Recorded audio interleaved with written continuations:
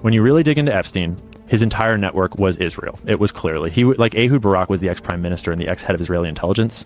Leslie Wexner was one of the most powerful pro-Israeli philanthropists. The whole organization was Israel. So and I'm not saying it was all of Israel. It was all an intelligence gathering and it was targeting Americans. It was targeting American officials and the American president. Right. And the CIA does have interest in those targets too. Elements in the CIA does. Certainly they had help from the CIA, and certainly they had help from these other organized crime and intelligence operations. But you don't, like, so for example, Dan Bongino, the new deputy director of the FBI, he recently had this clip that went all around where he said on camera that he had a source that he trusted deeply, and he's an informed guy. He was at a Fox News interview, and the source told him that Epstein was working for an intelligence agency in the Middle East, and I don't know which one, but someone in the Middle East. And to be fair, we all already knew this. We already know who he worked for. At least I think so.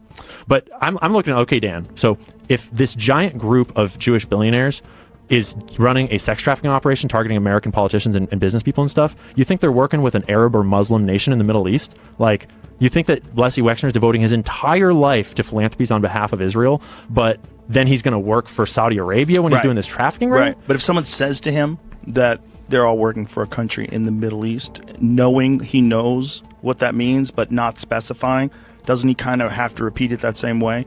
Well, he also has to repeat it the same way because he won't get the job if he says Israel. Exactly. Because Israel has so much control over our government right now.